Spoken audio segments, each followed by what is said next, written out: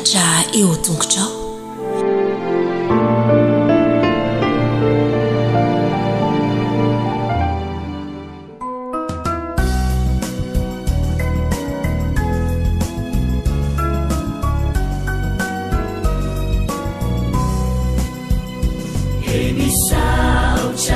Jesu malalo chachizao futona mamizao yanaranai atunguchao izai pianachao kuambitenenare Jesu malalo izai ainuchalanao kahirote nyadamina itwechapechaka wampunaya kuambitenenare Jesu malalo izahai ainuchalana kahirote nyadamina itwechapechaka wampunaya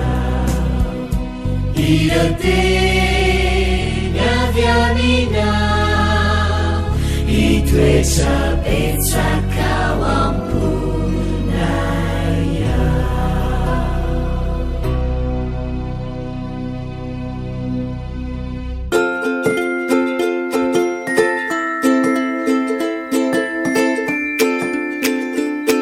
Tonga eo amin'ny fotoana Zaza Minono antsika izany ndraiky izao.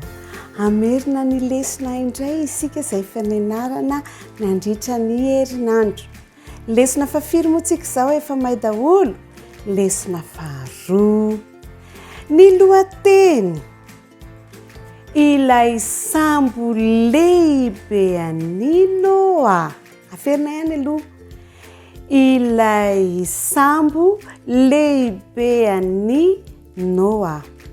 Tsy anjery ny famindrampon'i Jehova no iraiko mandrakizay.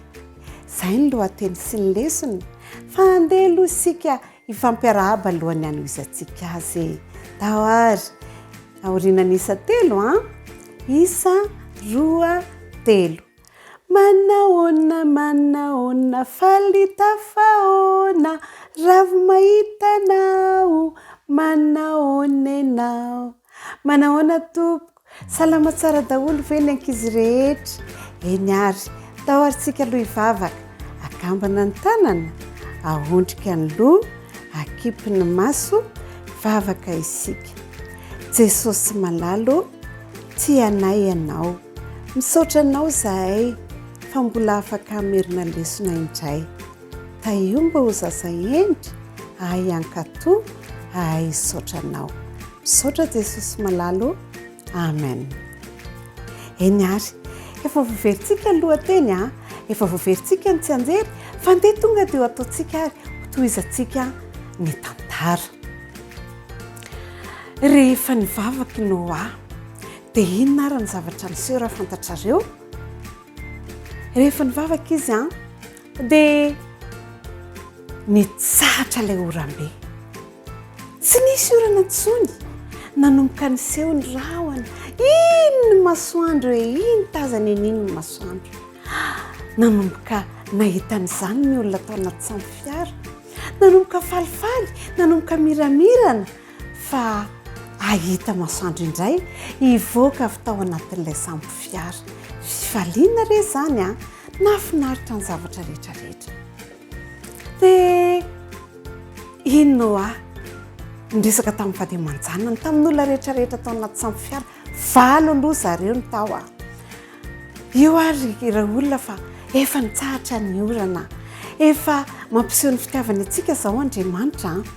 Dia jerevo fa efa manomboka milamina. Mijanona sambo. Nijanona teo amin'ny tendrombohitra anankiray antsoina hoe Ararata ny sambo. Tsy nihetsika intsony. Andray, dia ahoana? Andao hivoaka ary. Ho Noa, andraso aloha, anao zavatra tena akagoaika Noa.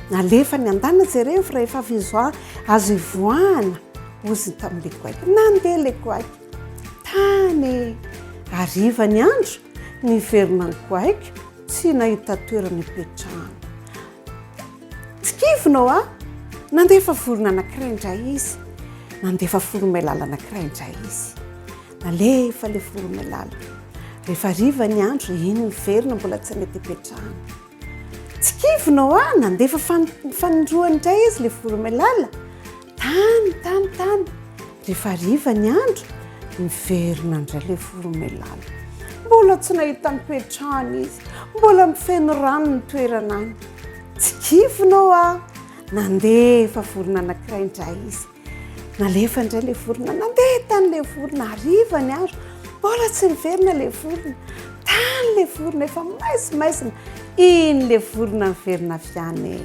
inona ary ny tamin'ny vavany zava-maniry efa maina ny tany avianareo fianakaviako a efa maina ny tany efa misy zava-maniry ihany efa hivoaka ny samby fiara isika fifaliana re zany ny karakaranao sy ny vady aman-janany a ny karakaranao valo mianaka tao anaty samby fiara Andriamanitra rakizy mikarakaranao ay Andriamanitra mikarakarantsika koa Andriamanitra andehantsika ahay ankatoa dia ahay saotra n'Andriamanitra mandrakariva zay zany aloha lesitsika andeha averintsika ny lohateny sy ny tsy anjery lohateny ilay sambo lehibean'ny Noa tsy anjery ny famindram-pony Jehova no iraiko mandrakizay bravo tena mahay ny ankizy efa mahay lesona anderitsika ifanao veloma satria tapitra hatrendray ny fotoana amin'ny heriny faranatsika ny lesona ao ary 1 2 3 tia mifanao veloma tia mifanao veloma amin'ny herindray veloma tompoko mirary soa indrindre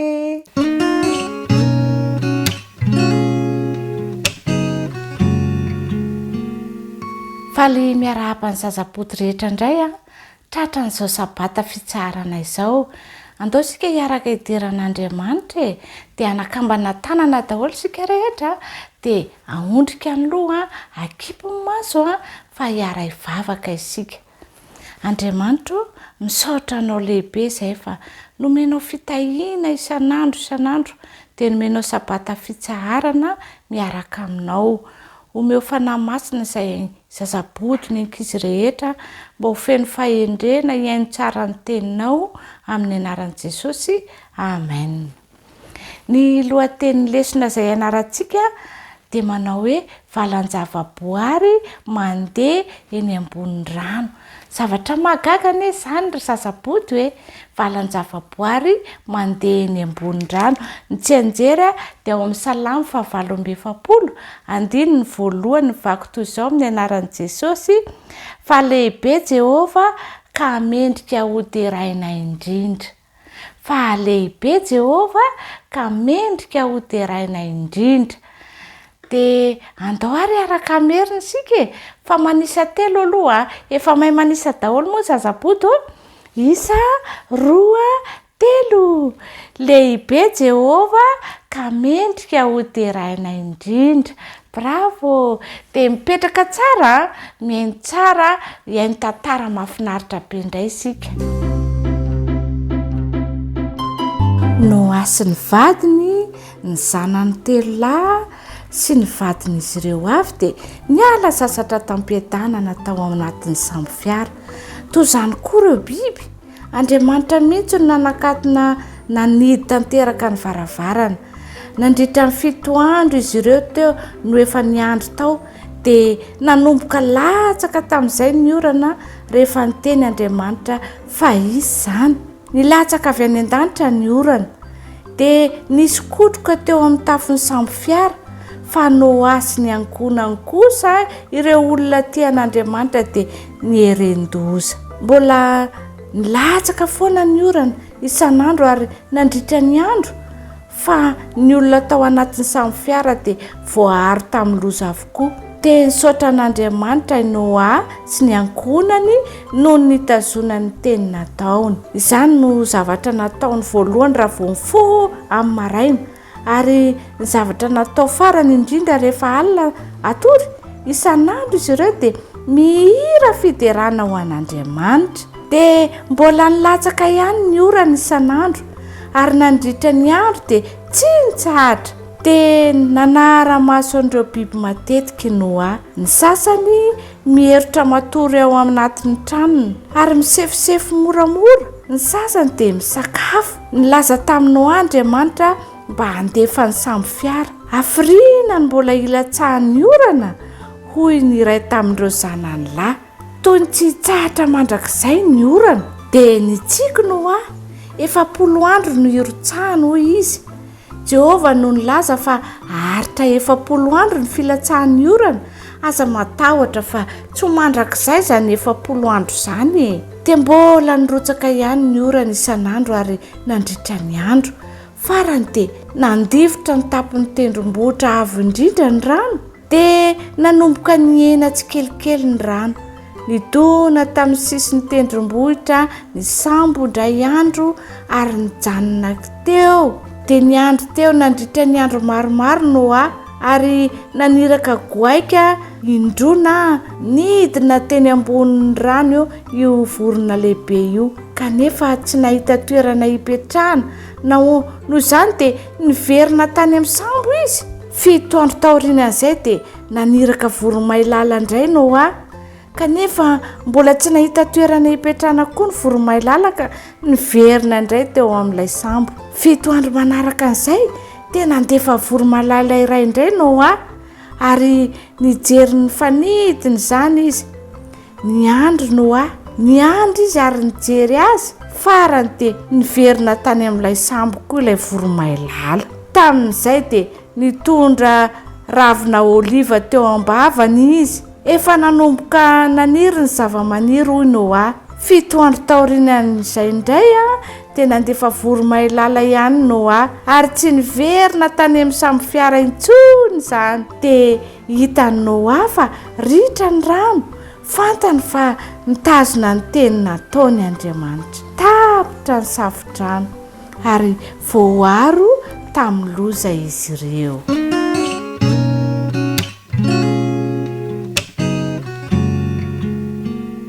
Amin'ny fofen'ny fifaliana indray raha izy namako ny arabako anareo tratra ty sabata mahafinaritra ity hiaraka eto indray ary isika amerina ny lohahevitra fa 7 izay manao hoe intsivy nanao tsia, intsivy nanao tsia.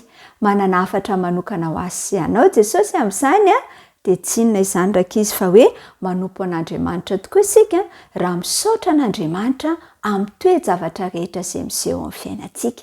Ka izany no nahatonga ity andalan-teny izay nataontsika tsy anjery ity, aiza moa no misy an'izy io ao amin'ny Salamo 73:2 manao hoe misaora an' Jehovah ry fanaiko ary aza misy adinoinao ny fitahihany rehetra. Misaora an' Jehovah ry fanaiko ary aza misy adinoinao ny fitahihany rehetra. Salamo 73:2. Ka dia mirary soa ny ankizy kely rehetra ary atsiaro ny soa rehetra izay nataon'i Jesosy taminy. Andao arahana ary ny tantara.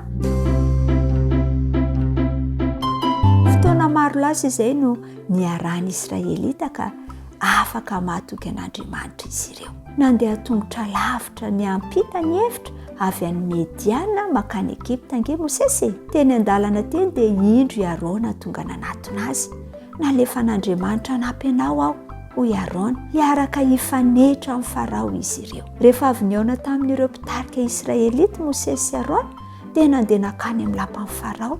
Niteny tamin'ny keri-po i Mosesy nanao hoe manana hafatra avy amin'Andriamanitra ho anao aho, alefaso ny oloko ary anaovy andro firavorafona ny hevitra izy. Namaly rakizy Farao nanao hoe izy izany Andriamanitra izany? Tsy fantatro izany. Noho izany dia tsy alefako ny zanak'Israely. Dia namaly ange Mosesy hoe alefaso ireo olona ireo, raha tsy izany dia amin'ny loza na amin'ny sabatra no amalian'Andriamanitra. Na andahy izany anefa i Farao, ary norahany Mosesy sy Arona Rehefa izany dia nirahin'ireo mpiambina mba hampiasa ny zanak'Israely mafy kokoa. Isan'andro i Farao dia nandeha nivavaka tany amin'ny renirano ny ely. Nasain'Andriamanitra nakany amin'ny renirano koa Mosesy.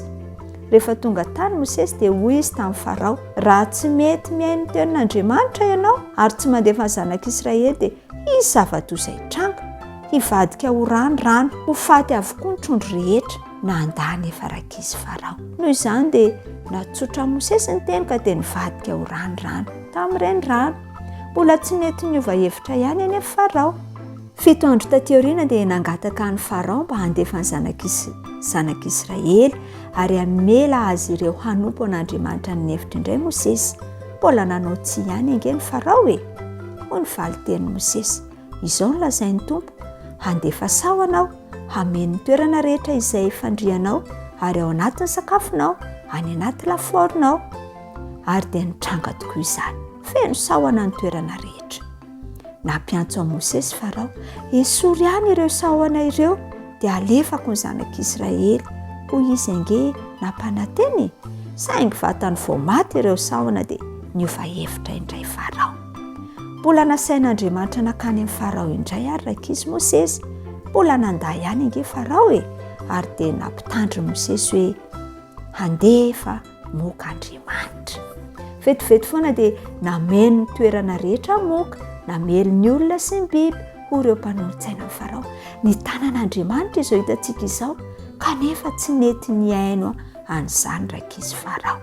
Rehefa izany dia nasain'Andriamanitra nakany amin'ny Farao ange Mosesy mba tamin'ny fotoana nivavahany tamin'ireo andriamany tany amin'ny renirano. Nangataka indray Mosesy, kanefa mbola nanda ihany Farao. Noho izany dia nilaza hafatra iray hafa Mosesy, handefa andian-dalitra Andriamanitra, ho maizy ny lanitra ny rivotra. Ary dia nitranga arak'izay nolazainy Mosesy izany. Noho izany dia nampiantso a Mosesy indray nge Farao e, ka nanao hoe alefako ny olonao fa aza hampitomboana intsony ny loza. Kanefa raha vao vatany mijanona ny lanitra dia niova hevitra indray Farao. Nakany amin'ny Farao indray ary Mosesy, hoy Andriamanitra hoe raha mbola mandatsy handefa ny oloko ihany ianao, hoy izy dia harary sy ho faty avokoa ny biby fiomponao rehetra. Ny ampitson'iny dia maty avokoa ny biby fiompon'ny Egyptiana, kanefa mbola tsy nanaiky ny handefa ny zanak'Israely ihany i Farao. Taorian'izay dia nasain'Andriamanitra namafy lavenona teny amin'ny rivotra rakizy Mosesy. Nataony izany ka dia tratra ny vay avokoa ny olona rehetra, kanefa mbola ninitsy ny aino ihany Farao. Rehefa izany dia nasain'Andriamanitra nilaza tamin'ny Farao Mosesy mba handefa ny zanak'Israely, fa raha tsy izany dia handefa havandra mahatsiravon'Andriamanitra. Rehefa tonga ny oram-baratra dia natahotra Farao. Nampiantso a Mosesy izy ary nanao hoe halefako ny olona mba hangatao fotsiny Andriamanitra ampijanona ity oram-baratra ity. Rehefa nitsatra nefa ny oram-baratra dia niova hevitra indray izy. Nandefa loza roa ankoatr'izany ange Andriamanitra e. Nisy valala tonga nihinana ny zava-maitso rehetra. Rehefa izany dia nisy aizy pito nandritry ny 3 andro ihany koa izay nampatahotra ny Egyptiana, kanefa dia mbola tsy nety handefa ny zanak'Israely ihany ny Farao. Intsivy Andriamanitra no nandefa loza tany Egypta, nivavaka tamin'ny renirano ny ely sy ireo zavaboary hafa tafiditra tao anatin'ny loza ny Egyptiana. Nomporofon'Andriamanitra tamin'izy ireo fa tsy afaka manampy azy ange ireo andriamanina ireo e. Intsivy Andriamanitra no nanome fahafanan'ny Farao hiaiky fa Andriamanitra ny zanak'Israely no Andriamanitra magina. Intsivy ihany koa i Farao no nanda. Intsivy Andriamanitra no naneho tamin'ny zanak'Israely fa izy no Andriamanina ary tokony hatoky azy tanteraka izy ireo. Ahoana no hahafantaran'izy ireo izany? Mandritra ireo loza rehetra ireo dia narofan'Andriamanitra izy ireo. Ary izany indrindra rakizy no tian'Andriamanitra ampitaina amintsika, aoka hatoky azy itsika amin'ny toe-javatra rehetra.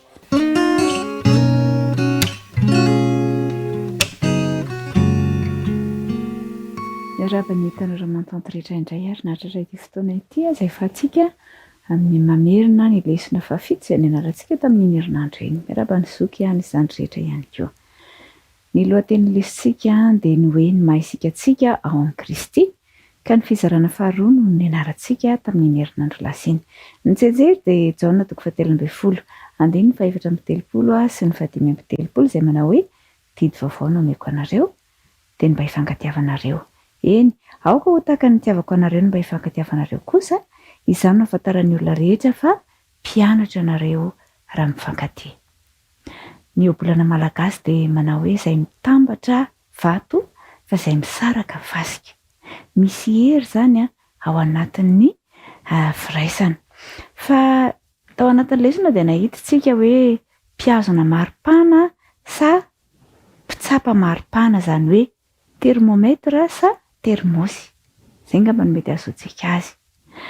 Nahita tantarana lehilahy anankiray isika izay tompon-daka tamin'ny hazakazaka zato metatra. Nanana ny lazana izy tamin'ny taona 480 tany ho any. Dia nahazo loka maromaro, medaly volamena maromaro no azon'ity mpiazakazaka ity. Nampalahelo anefa rehefa tonga ny taona 770 dia anisan'ireo olona voaheloka tamin'ny fivarotana zava-mahadomelina i Bob AS. Izay ny anaran'ity lehilahy ity. Inona ho ianareo no nahatonga an'izany? Araka ny lazain'ity mpiazakazaka ity dia namany no nitarika azy ho amin'izany zava-dratsy izany, ka na dia olona nanana na izy azy teo amin'ny hazakazaka sy ny fanatanjahantena azy izy dia lasa gatra ary simba ny fiainany tamin'izany fivarotana sy ny fampiasana zava-mahadomelina izany. Namana no nitarika azy ary nanimba azy. Fa nahita ihany koa isika vehivavy anankiroa izay samy tapaka lalandray izy reto ary samy nalemy ny ilany ary samy mpitendry piano izy reto, samy nahay piano. Ka ny zavatra nisy dia izao, rehefa teo amin'ny toerana izay nisy azy izy ireo tao amin'ny fitoerana anankiray dia nampirisiana mba hampiasa ny tanany izay tsy malemy ary samy nampiasa izany izy roa vavy ka afaka namoaka feonkira kanto tamin'ny fitendrena tokana ny piano. Izany hoe ilay namana dia afaka nifampitarika ao amin'ny zavatra tsara indrindra. Tamin'ny herinandro isika dia nahita fa nofidian'Andriamanitra isika, zanak'Andriamanitra isika ary mpandova an'Andriamanitra, vaovao tsara dia tsara ho antsika izany. Fa ahoana nefa ny ary no hitazomantsika amin'izany mahazanak'Andriamanitra izany? Ahoana ny iainantsika amin'izany hoe mpandova ny fanjakan'Andriamanitra izany? Angatan'Andriamanitra ianao mba hilaza ny fitiavany amin'ny olona rehetra. Hilaza n'izany fahalebiazan'Andriamanitra izany amin'ny manodidina anao. Izany hoe anao ny asa fitoriana ny filazantsara ny Kristy. Mba ahafahanao manao izany dia tsara ny miaraka amin'ny hafa. Mety hoe mahomby ianao mandeha irery fa ny miaraka amin'ny hafa no mahomby kokoa. Raha naniraka ny mpianany Jesosy fony izy teto tany dia nibaiko azy ireo mba andeha tsiroroa. Amin'izay raha reraka indray dia ampahirezana indray, raha atorovana indray dia misy manohana, tsara ny rono indray. Ka toy izany ihany koa amin'ny asa fitoriana izay ataontsika dia ampirisiana isika hitambatra amin'ny hafa ary handroso bebe kokoa. Ka manomboka izao raha ry tanora Mantoanto dia fidio tsara ny namana, fa ilay namana izay miaraka aminao dia aoka ho namana ampahafantatra an' Jesosy amin'ny hafa. Hitarika anao ampahafantatra an' Jesosy amin'ny hafa, fa tsy sanatria namana izay hitarika anao amin'ny ratsy ka hahatonga anao ho lavo ny Satana. Ary isika ihany koa araka ilay tsenjery izay natao teo dia nomen'Andriamanitra didy dia ny mba hifankatia, satria mpianatra ianareo raha mifankatia. Mpianatra Jesosy isika, zanak' Jesosy isika, zanak'Andriamanitra isika ary mpandova ny teny fikasana dia andeha isika hifankatia. Raha nisy tsy fifankazaona tamin'ny namanao tany ho any dia andeha hifamela, andeha iray ao amin'ny Kristy indray isika rehetra. Fa raha manao izany isika dia androso ny asan'Andriamanitra ary ho avy tsy ho ela ilay Kristy tompo handray antsika ka hiaraka amintsika ho any amin'ny fiainana mandrakizay. Dia mirary sy ny tanora Mantoanto rehetra ary dia ho amin'ny manaraka indray.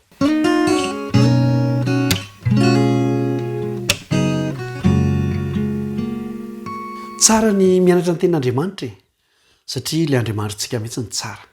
mba resy lahatra sy mahatsapan'izany ve ny zatovo namako rehetra mirapantsika indray aro tratrany sabata amin'izao fiarahantsika mamerina ny ten'andriamanitra izao fifaliana Alain Franco ny fambara aretin'ny fahotany Jeroboama ny fambara areti-pahotany Jeroboama fandraisantsika mahakasika ny Jeroboama tamin'ny lasa fa nisy fambarana aretina zany areti-pahotany Jeroboama de rehefa mijery ny tantara moa zany tsika satria Famintinana nataontsika eto de ny faratra amin'ny fandringanana zany tsy nisy tapingana tsony mahakasika an'izany hoe Jeroboama izany noho ny areti-pahotana ny aretina de mandringana ny fahotana de manapotika kaoka hitandrina isika mpanjaka voalohany toko 17 andininy 7 sy ny 8 de zao voalaza andininy fototra rehefa afaka izany Jeroboama de tsy mbola niala tamin'ny lalan-dratsy ny any fa mbola naka tamin'ny ankabeazam-bahoaka hompisorona amin'ny fitoerana avo ko na izana izy tian'izany de natokany mba ho tonga mpisorona amin'ny fitoerana avo ary de tonga fahotan'ny taranaka Jeroboama izany ka namongotra sy nandringana azy tsy ho eo ambonin'ny tany ringana tsy teo ambonin'ny tany tsony ny mahakasika an'izany hoe Jeroboama izany satria nanaonao foana nanao zavatra tsy nety nataony mpisorona avokoa ny olona rehetra izay tsy tokony ho amin'izany toerana izany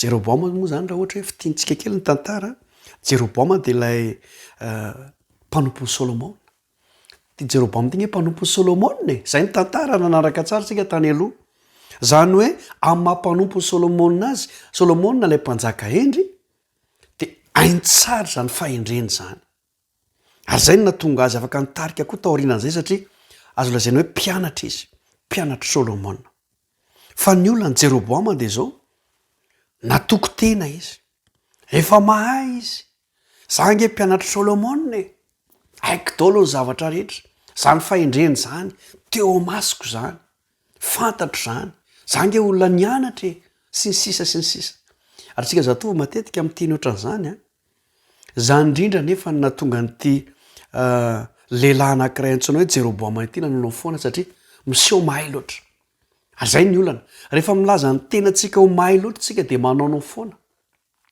ka na de olona tsy tokony ho mpisorona raha de ataontsika mpisorona na eketsika ho mpisorona kanefa izany toerany fisoronana zany de mitarika ho amin'ny fahampitehana raha toka mipetraka amin'ny tsy tokony ho izy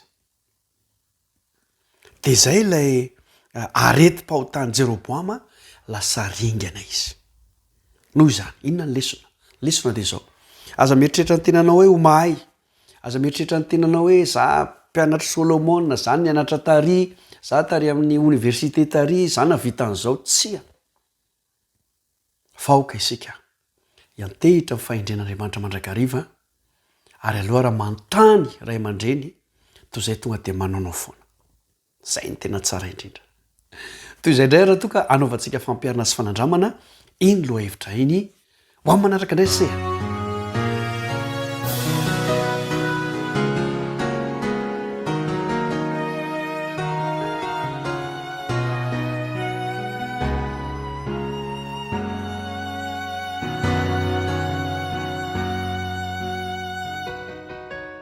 Menatrao totsy sayana tunanao vautra miao anaty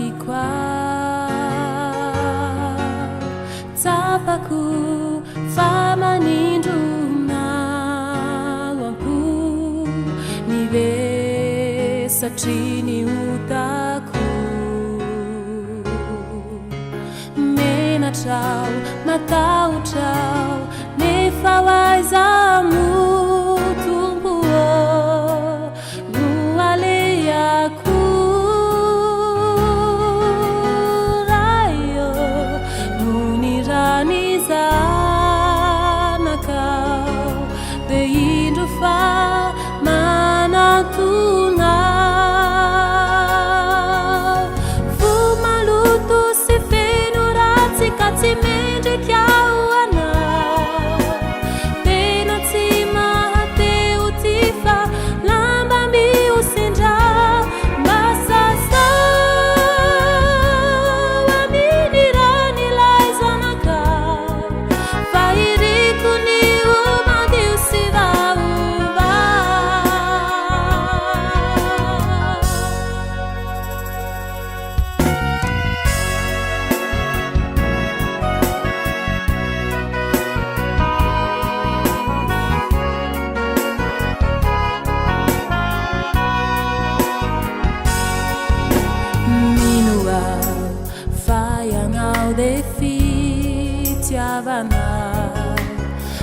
zahandray sy amelay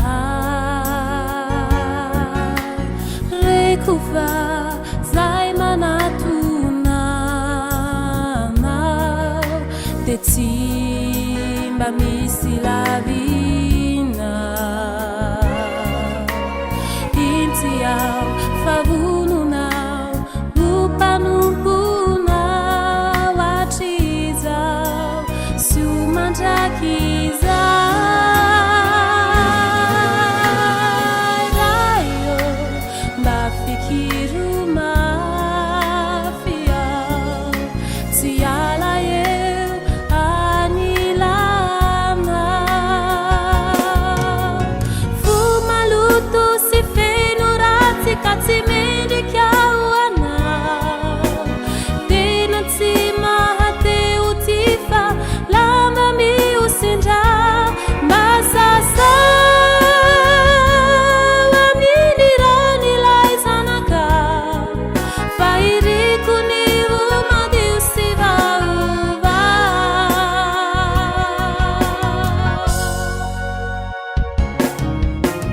raio mafikiro mafiao tsy ala eo anilana fomaloto sy feno ratsy ka tsy mendrikao anao tena tsy mahateo ty fa lama miosindra nasasa aminy ranilay zanakao fa iriko ny omadio sy vaova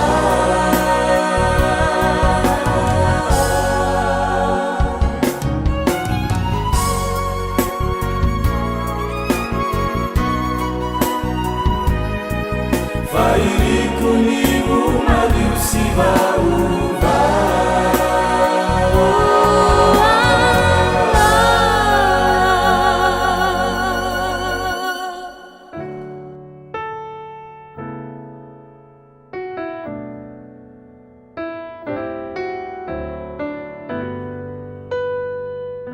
faly miarabantsika rehetra indray nahatratra izao fotoana manokana izao fotoana manokana izay amerenantsika ny Lesona Faha-7 ny bokin'ny Salamo no velabelarina nandritra ity 3 volana voalohany taona 2024 ity ary iriko nahitantsika fifaliana sy fanandramana manokana tahaka n'ireo mpanao salamo izay mitondra ny vetsiventsipony ny hafany ary ireo fitarainana rehetra sy ny fahatsapan'ny fahalebiazan'i Jehova mandritra ity lesona iray manontolo ity. Ny lesona Faha-7 no hojerentsika androany melohan'izay dia anondrika an'loantsika isika hivavaka.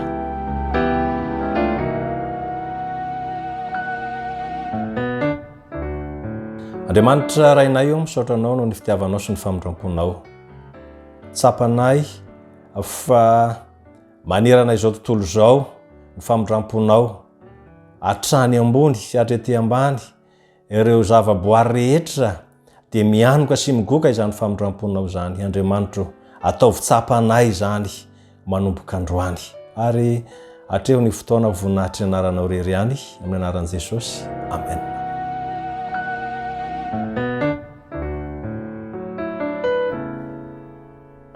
Miatra amin'ny lanitra ny famondramponao, izay no lohateny amin'ity Lesona Faha-7 ity, miatra amin'ny lanitra ny famondramponao. Tsy anjery dia hitantsika amin'ny Salamo 7:5 sy ny 10. Hideranao eny amin'ny vahoaka tompo, akalazanao eny amin'ny firenenao, fa lehibe miatra amin'ny lanitra ny famondramponao ary miatra amin'ny rahona ny fahamarinanao. Mahafinaritra be zany maneho ny fahalebiazan'i Jehova. Hideranao eny amin'ny vahoaka tompo, hakalazanao eny amin'ny firenenao, fa lehibe miatra amin'ny lanitra ny famondramponao ary miatra amin'ny rahona ny fahamarinanao. Salamo 7:5, ny 5 sy ny 10. Miatra amin'ny lanitra ny famondramponao. Ny lohateny sy ny tsianjery dia maneho ary manambara fa lehibe Andriamanitra tsy misy to azy.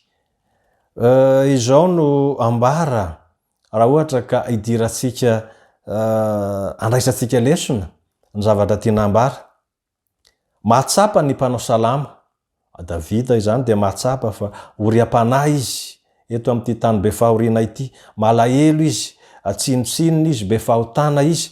Voalaza izany eo amin'ny Salamo 7:17. Kanefa na dia teo aza izany dia matoky an' Jehovah hatrany Davida. Matoky sy manantena an'Andriamanitra izy.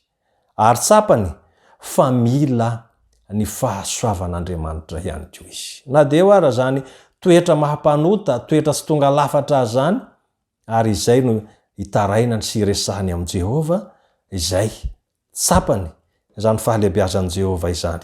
Mila ny fahasoavan'Andriamanitra izy, ary mila ny famindrampony ihany koa izy tahaka ny voary rehetra.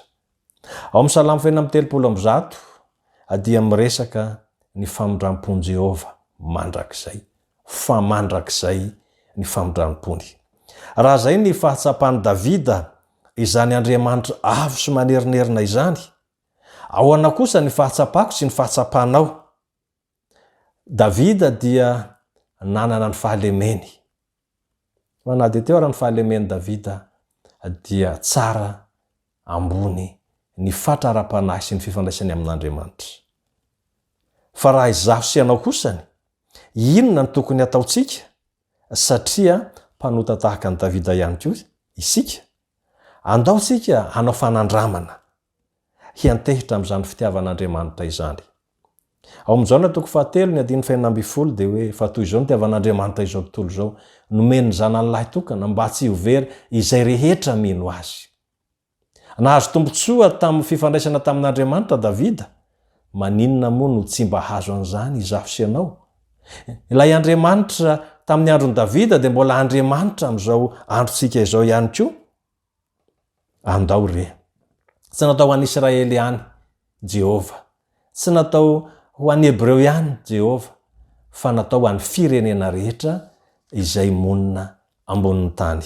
Manana tombotsoa an'izany izaho sy anao. Ilay vaovao mafaly avy amin'i Jehovah dia natao ho an'ny olona rehetra araka ny voalaza ao amin'ny Lioka 2:10. Ary havana malala manaraka izao fianarana ny teny izao. Tsapanao ve fa famindrampony? Tsapanao ve ahoana ny fahatsapanao izany faharetany sy ny fanatanterana izany famindrampony izany eo aminao? Tsapanao ve zany? Andaotsika hiverina, hifandray amin'Andriamanitra, hamaky ny tenin'Andriamanitra. Any amin'ny Jaona toko 5:17 dia hoe raha miray amiko ianareo ka mitoetra ao anatinareo ny teniko. Ary ny fitoerany teny tao amin'ny Davida, ny fahatsapan'ny Davida fa Andriamanitra dia be famindrampo, tiany olona rehetra, ka na dia mpanota izy dia niatoraka tamin'Andriamanitra mandrakariva. Dia makasitraka izany Andriamanitra ary mandray ny olona manana fanoloran-tena, mandray ny olona manana fotorotoro tanteraka izy. Natsapa tena homeloka i Davida. Tena natsapa tena homeloka izy ary tsy niaotra izy. Nandoatra tao am-pony rehetra tamin'i Jehovah izy tamin'ireo ota vitany. Tsy ny salasala izy satria fatany fa sy toetran'Andriamanitra ny manao am-po, sy toetran'Andriamanitra ny manao valifaty. Ny toetran'Andriamanitra dia fitiavana. Ka ninona isehony mety handraisantsika azy? Fitiavana nataon'Andriamanitra hanarenana hitaizana antsika izany rehetra izany. Salamo 1:5 dia zao: fatany fa ny toetran'Andriamanitra dia Andriamanitra fitiavana ihany koa. Hainy fa afaka manova ny fo vato ho fonofo Jehovah, ary afaka mandidiny mazava hanazava ny maizina izy.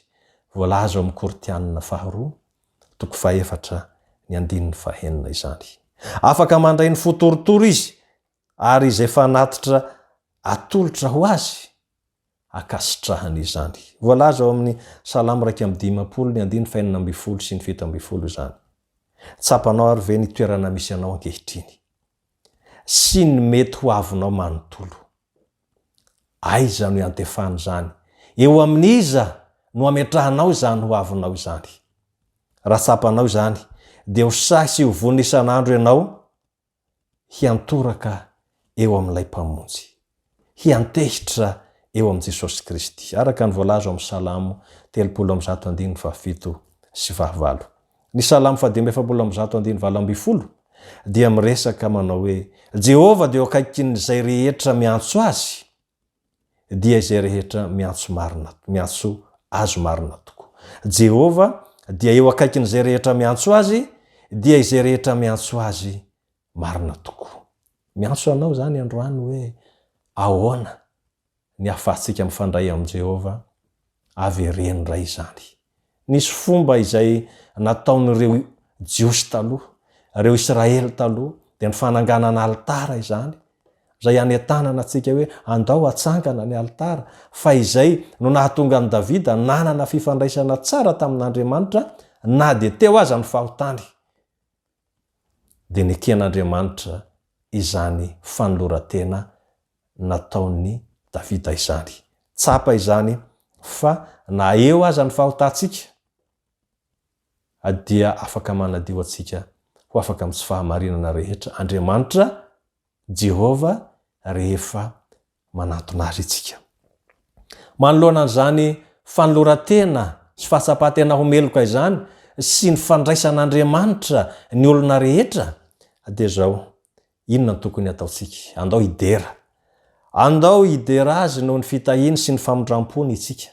Azo atao tsara izany, ary Davida manoloana an'ireo toe-javatra rehetra izay natrehany dia nideran'Andriamanitra izy. Salamo 3:7 sy ny 3:20 dia samy milaza izany fankalazana an'Andriamanitra izany, fanomezam-boninahitra an'Andriamanitra izany.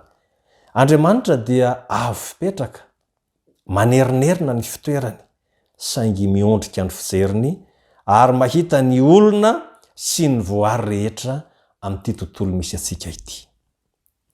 Tsy sakanao azy izany elanelana izany, tsy olana ho azy izany elanelana izany, fa noho ny fitiavana sy ny famondram-po dia mijery ny olona mandrakariva izy.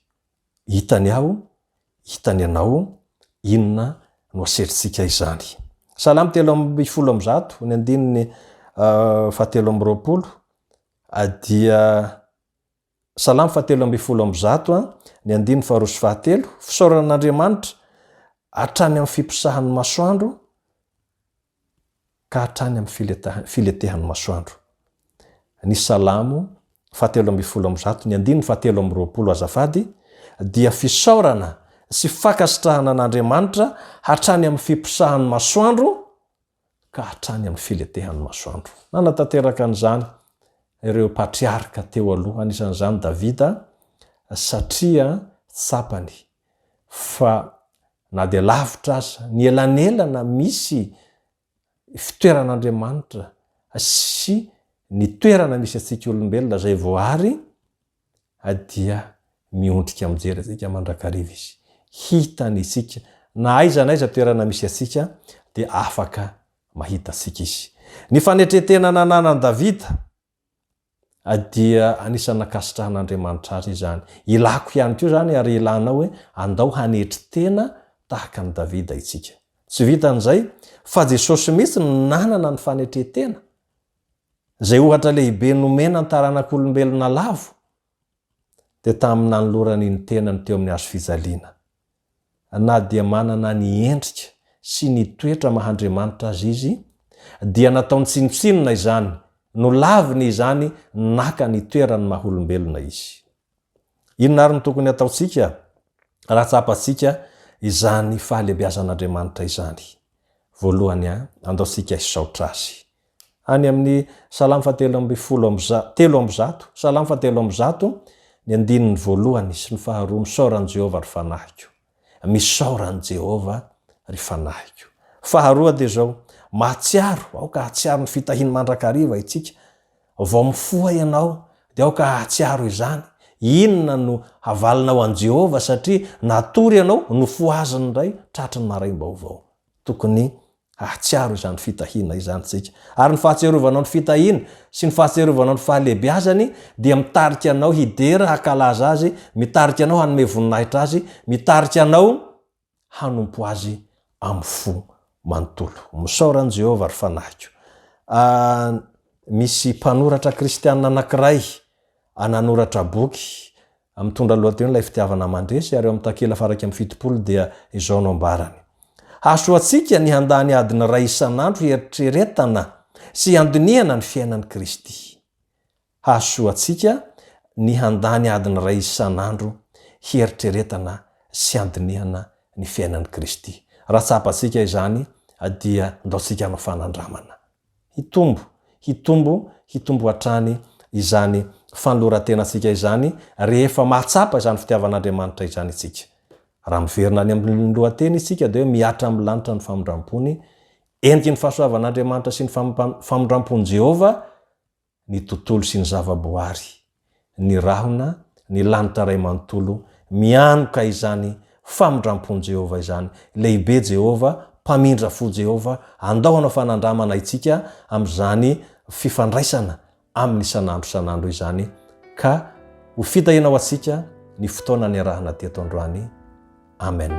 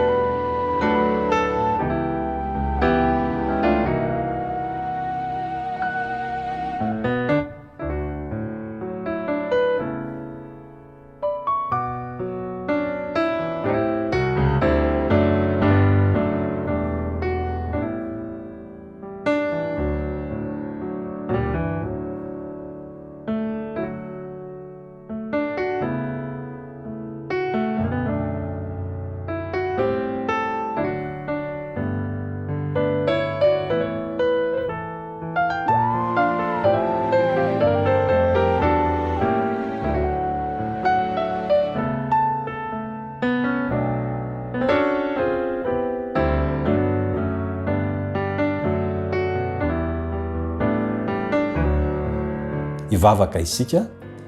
Tompoandriamanitra eo misaotra anao zay noho ny fotoana nomenao anay. Nafahanay nandinika indray lehibe tokoa ianao. Mpamela heloko ianao, mpamindra fo ianao, fitiavana ianao ary mandrakizay zany fitiavanao zany. Aoka fitsapanay mandrakariva izany. Ka ny teny izay ny anaranay dia hitoetra ao anatinay, hampianatra anay sy hatsapanay mandrakariva izany fitiavanao, ny voarinao izany. Makasitraka Tompo ny amin'ny zavatra rehetra nataonao sy izay mbola ho ataonao ho amin'ny mpanomponao izay nanaraka ny fotoana rehetra. Tononona ny vavaka amin'ny anaran'i Jesosy. Amen.